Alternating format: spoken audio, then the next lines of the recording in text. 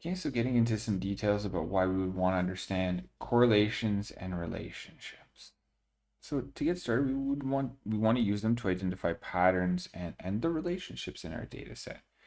We really want to understand how this feature or another feature is interacting with the other data set as a whole or between these two features to really get started.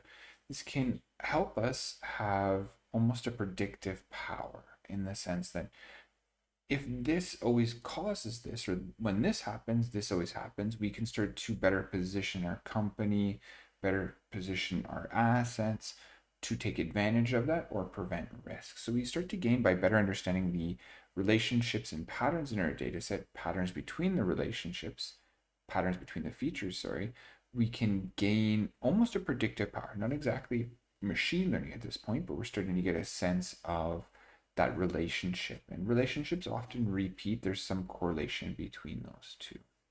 Okay. Another really important thing that bivariate analysis can help us understand is variable selection. Okay. Now, what I mean by variable selection is in this modern day and age, we often have just so many features in our data set, so many different columns to choose from. Most of them for our specific problem will not be as valuable as we would hope, truthfully. So what we need to do is, because we have so many, we only have so much time, we really need to focus on the most important features where we can best dedicate our time. And then in presenting our results, we really want to focus on the most important variables that are going to affect our business decisions that we're trying to support. Okay. So our mnemonics to help us remember these points.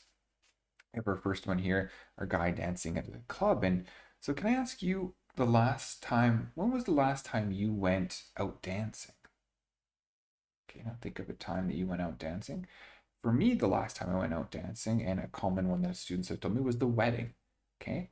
I don't know if lots of data analysts only dance at weddings, but that was a common response that I had. So we could imagine that we're at maybe the last wedding that you went to, or the last time that you had been to a dance party. Okay, so we are at this dance party and we are looking around at all of the people dancing, having a good time. And we can really notice now, you being data analysts, being professional data analysts, we can really start to notice the effect of, we can really start to notice how all of the data points are interacting together. From this, we can start to get some hint of how the people are moving around, not just the data points. They're more important than that. But really starting to understand maybe who is in a relationship, who is not in a relationship, and maybe more importantly, who would maybe want to dance with us. So we can start to use our predictive powers as we are using our powers of observation to understand who might dance with, who would we want to dance with. That's just, there's lots of available women or men around here, and we're saying, I wonder if they would, I think I'd want to dance with them. Okay, but I think they might dance with me. They're not in a relationship. They're open to have a new dance partner, let's say. Okay, so just to be careful. So if we can imagine we're at the wedding though, we want to make sure that my grandma really likes to eat sweets and stuff. So if we're at a wedding, we would want to be very careful to maybe get in there, make sure that we're analyzing this and being very careful to choose the best desserts. You can see my niece right here is spending a lot of time choosing and deciding which dessert to select at the wedding. And so what we would want to do, we might want to get the desserts before my niece eats everything.